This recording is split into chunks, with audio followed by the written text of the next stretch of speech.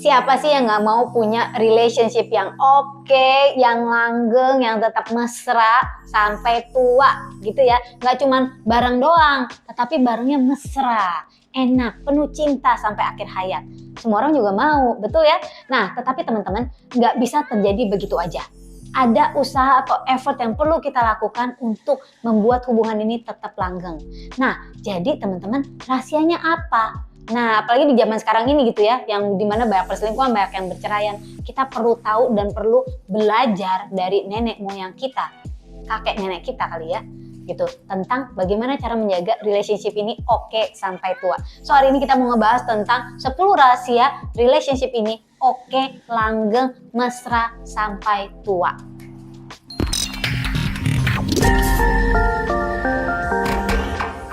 Halo semuanya, saya dengan Clara Angelin. Welcome di channel saya. Channel ini banyak ngomongin tentang relationship, juga tentang inner beauty. So, consider to subscribe ya teman-teman. Nah, hari ini kita mau ngebahas nih teman-teman. Dari tadi kita pembukaannya ya, udah oke nih pembukaannya. Apa sih rahasianya? Satu teman-teman, yang perlu kita usahakan dalam hubungan, dan saya yakin kamu pasti setuju, adalah kejujuran atau honesty. Jadi membudayakan kejujuran dan keterbukaan satu sama lain ini penting dan bagus banget ya teman-teman. Nah, tetapi kejujuran yang disampaikan dengan cara yang juga baik dan enak. Yang kedua adalah sincere apologies atau bisa saling mengatakan sorry atau minta maaf ketika kita salah. Banyak hubungan yang jadinya itu nggak enak atau jadi punya resentment atau punya istilah kata ini dalam tanda kutip dendam hanya karena satu kata ini loh teman-teman. Hanya karena pelit banget mulutnya untuk berkata maaf ketika memang melakukan kesalahan. Atau bahkan dalam hati merasa gue nggak salah terus ngapain gue minta maaf. Nah kadang-kadang teman-teman kita minta maaf bukan karena kita memang sangat salah, tapi kita minta maaf karena kita menghargai hubungan ini lebih daripada hal-hal kecil yang ternyata lama-lama bisa jadi bukit dan bisa jadi bom waktu. So pikirin lagi, yang mana yang lebih berharga? Hubungan kamu atau ini? Nah tapi pastikan pasangan kamu juga melakukan hal yang sama. Bukan hanya kamu yang selalu apologies dong, tapi pasangan kamu juga ketika dia melakukan sesuatu. Sincere apologies, hal yang sangat mudah sekali, hal yang sangat singkat tetapi sangat-sangat bisa menjadikan hubungan kita langgeng dan oke hingga jangka waktu yang panjang. Yang berikutnya adalah kita tahu kapan kita speak up dan kapan kita keep it for ourselves. Jadi istilah kata nih, tahu saatnya kita ngomong dan tahu saatnya kita untuk diam. Kalau misalnya dia lagi meledak ya jangan kamu tambahin api gitu ya. Api meledak jangan ditambahin bensin ya, jadi meledak lah gitu ya.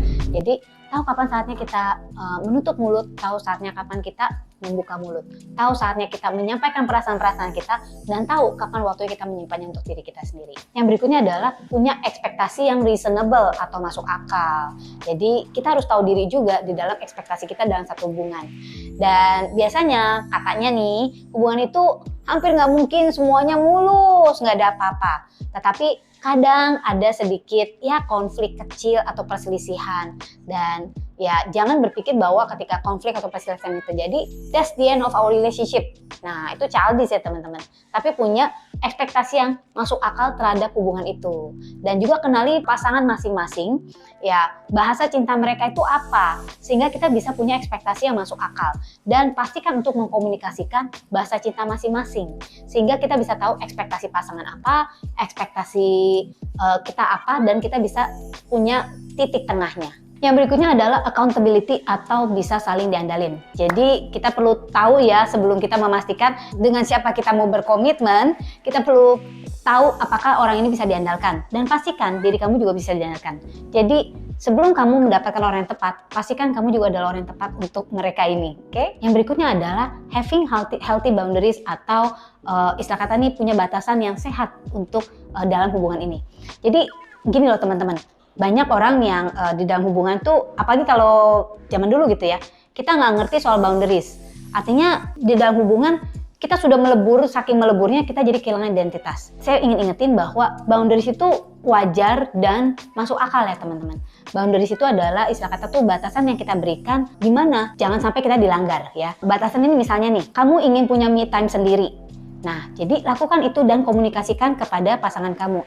aku nggak bisa ya 100% gitu ya, 100% selalu ada dekat kamu dan untuk kamu selamanya. Tetapi ada saat-saat dimana aku perlu waktu untuk diriku sendiri, untuk mencintai diriku, untuk menikmati diriku, atau misalnya saya perlu waktu untuk teman-teman, untuk keluarga saya. Is it okay with you?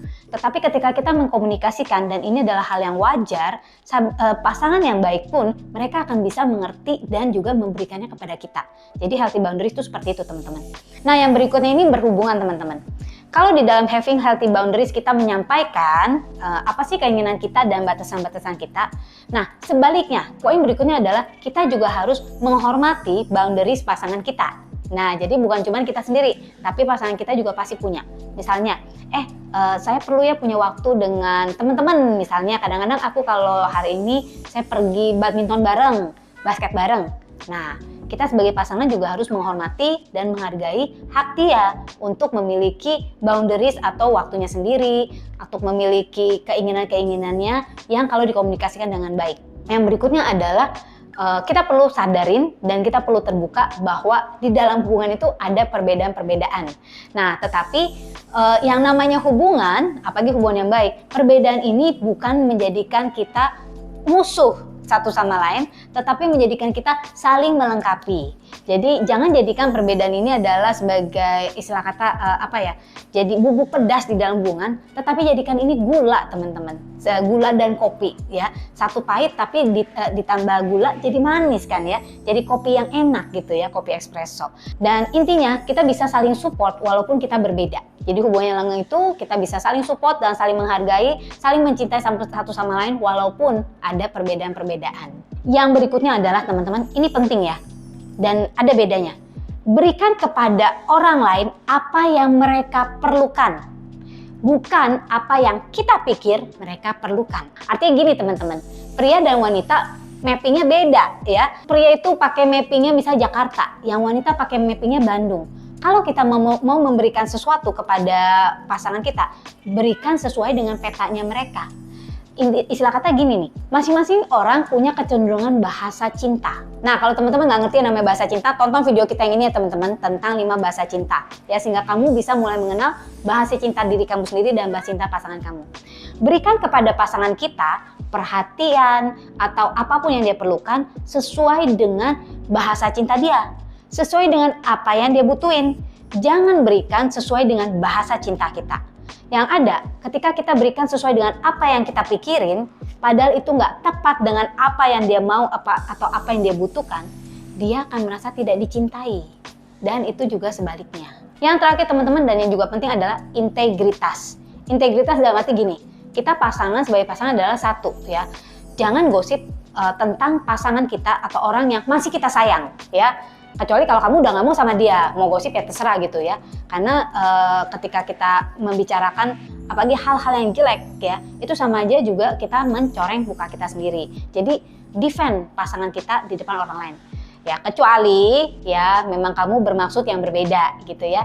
Teman-teman, di antara 10 tips ini semoga bisa jadi pegangan kita untuk bisa membentuk relationship yang oke atau langgeng. Komen di bawah ini teman-teman, tentu aja mungkin kalian punya tips-tips sendiri yang bisa menambah. Saya sangat ingin mendengarnya. And di sini teman-teman perlu banget untuk subscribe di channel kita dan tekan tombol bel notifikasinya. Dan jangan lupa teman-teman di like dan share video ini. Oke, dan cek juga video-video kita yang lainnya. Thank you for watching this video. Saya dengan Clara Angeline. I send all my love for you. Have a great day and have a nice weekend.